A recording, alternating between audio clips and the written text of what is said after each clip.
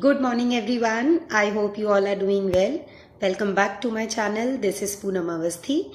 Today we are going to revise chapter 3 of Social and Political Life, the Parliamentary System. Okay? Students, till now we all are well aware with semester examination. Tomorrow is your GK exam. Best of luck for that.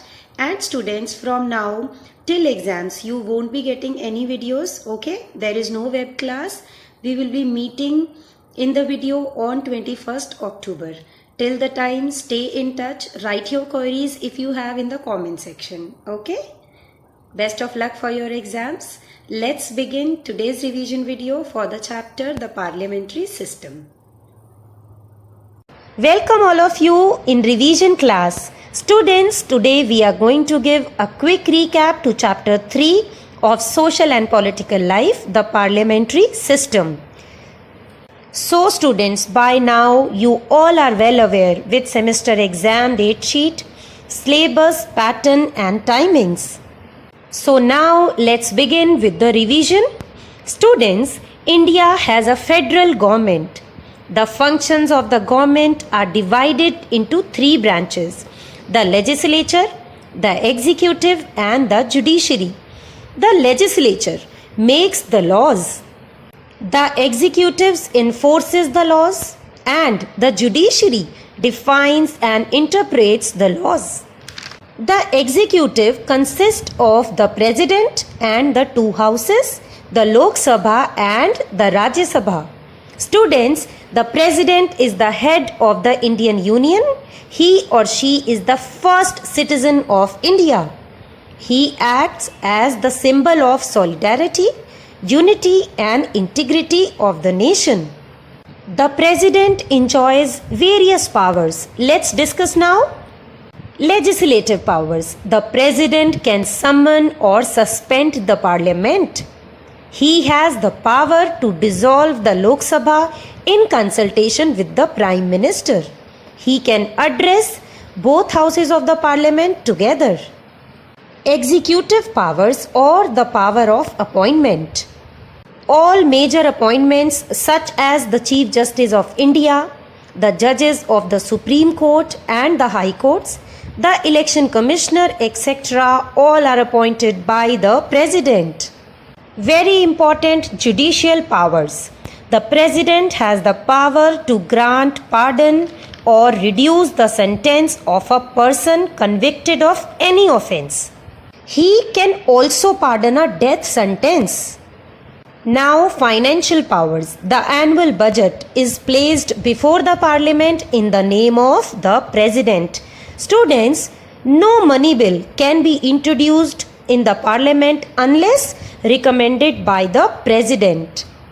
Military powers. The president is the supreme commander of the armed forces of India. He has the power to declare war and conclude peace. He also appoints the chiefs of the army, navy and the air force. Diplomatic powers. The president represents India at international forums and receives ambassadors. All international treaties and agreements are also concluded in his name. Now, very important emergency powers. The president has certain special powers to deal with emergency situations. He can impose emergency in case of an external aggression or an armed rebellion. If the constitutional machinery of a state breaks down, then also he can impose emergency, and if there is a threat to the financial stability of the country. Students, I would like to add here that the president is the constitutional head and exercises his powers on the advice of the Prime Minister and the Council of Ministers. Now students, in a parliamentary form of government, the president is the only nominal head, as the Prime Minister is the real head of the government. The president appoints leader of the majority party or the coalition of parties that has a majority in the Lok Sabha as the Prime Minister. The president appoints the Council of Ministers on the advice of the Prime Minister. Then students, the Prime Minister distributes portfolios among the members of the council. The Union Legislature of India is called as the Parliament. It makes laws for the country and ensures that the government in power is responsible to the smooth functioning of democracy. Students, as we have studied, the Parliament consists of the President and the two houses known as the Lok Sabha and the Rajya Sabha. Now students, let's understand what is the difference between these two houses. Lok Sabha, it is the house of the people, while the Rajya Sabha is the council of states. The maximum strength of Lok Sabha is 552, while in Rajya Sabha it is 250. Students, Lok Sabha is presided by the Speaker, while the Rajya Sabha is presided by the Chairman, and that is Vice President.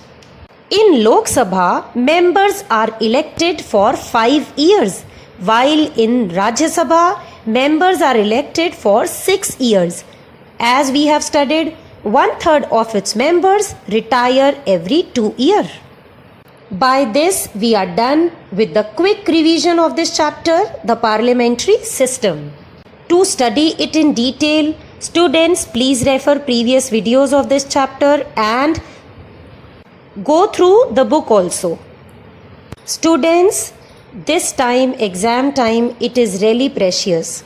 Utilize it wisely, study thoroughly and feel free to ask your doubts, okay?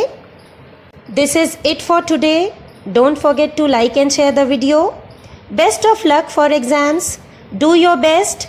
Thank you so much for watching. Keep watching, keep learning.